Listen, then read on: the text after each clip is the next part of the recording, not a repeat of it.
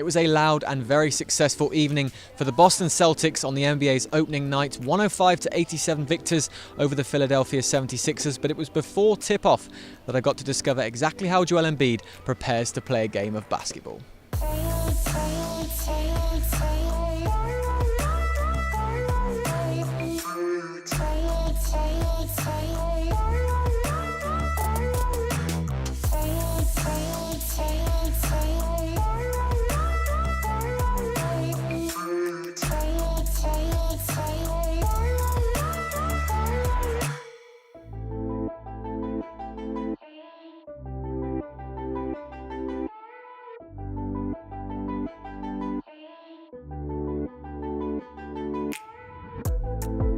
Amazing stuff, and full disclosure, I'd never heard of Rick and Morty before my Twitter followers told me that definitely wasn't Family Guy that Embiid was watching. One thing I will be watching a lot of this season are the Boston Celtics, and I caught up with Jared Weiss, who covers the team for the Athletic Boston, right before the game began.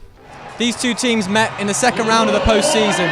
What did you take away from that series most of all? You said, what did I take away? Yeah, I can barely hear you in here, but I can tell you what I took away is that these teams, one, they're going to dominate the league for a long time. Two, the Sixers are more vulnerable to game planning than I thought they would be. Ben Simmons was really contained in those first three games by the Celtics defense. Even when he went off, he wasn't quite as dominant as I expected, or really as dominant as he was just around before that against Miami. Miami's a kind of similar defense to what the Celtics are, and it just showed you the level of defense between a good defense and the best defense in the league for most of the season. In Boston, the Celtics are stacked. They're built perfectly to defend a team like Philadelphia, but Philadelphia has two of the most talented players in the NBA. These two teams are going to be I think they set the standard for the league over in the near future, but they also show how the league's evolving now with versatility, guys that can play from beyond the three-point line and can post up. When you watch the Celtics and the Sixers play, you're kind of looking into the future of what the NBA is going to become. That's good to know. Have you noticed a different vibe around this team since Kyrie Irving said he wants to be here for the foreseeable future? Yeah, everybody got to kind of let their shoulders down inside. I should say everybody but Terry Rozier, who his future is a little cloudy here because he's so good, it's hard to figure out how does he fit behind Kyrie Irving in the future. But yeah, I think all the guys here that are part of this core are relieved, and they feel even more confident this year. They can trust Kyrie more, knowing that he plans to stay here. Plans being the operative word. Nothing's set in stone yet, and nothing is ever set in stone with Kyrie until that is put to paper. I watched Gordon Hayward closely in preseason. Have you noticed some tentativeness, and how long is it going to take him mentally to get back? It's a great question.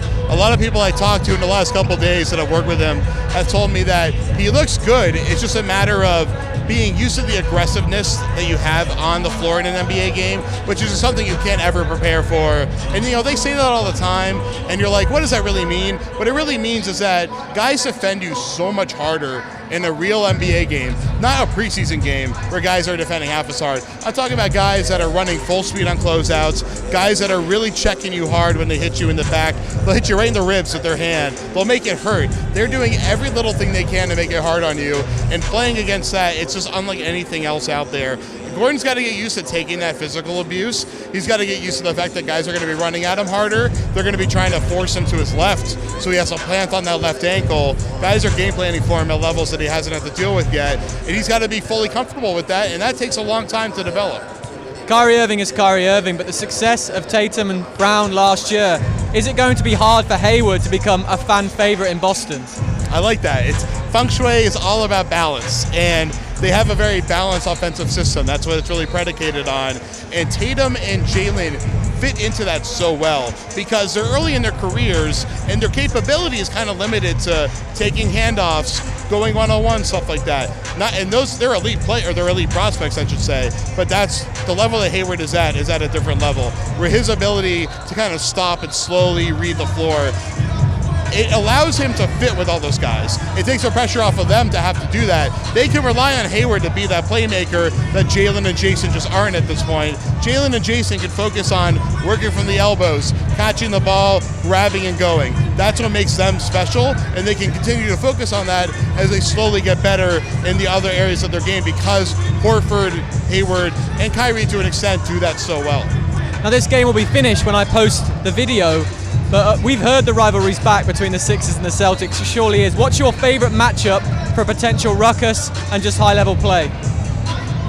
I mean, everything involving Joel Embiid involves ruckus and high-level play. Him and Al Horford matching up, it's one of the most entertaining matchups in the NBA. You know, Joel, probably the most fun player to watch in the game, or right about there. Al Horford is usually the opposite for most people. He's a simple, very detailed, very balanced player. And he's able to figure out how to take advantage of Embiid in so many ways that Embiid's just not used to from defenders. And I think that's what makes that matchup so special. He can solve Embiid in ways that almost nobody else in the NBA can. And Embiid has to reach his highest level possible to be able to win that matchup against Horford. Jared, final question. What will it take for the Celtics to reach the finals this year?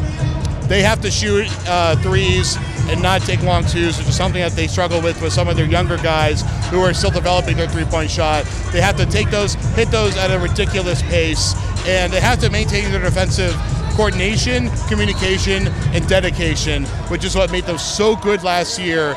Maintaining that year over year is very difficult. They have to hit, if they maintain that level, they can make the finals. I think they're the favorite to make the finals if that happens. And you know what? They can knock off the Warriors. They're built to do it. I don't think it's going to happen, but if there's any team in the league that's built to do it, it's them.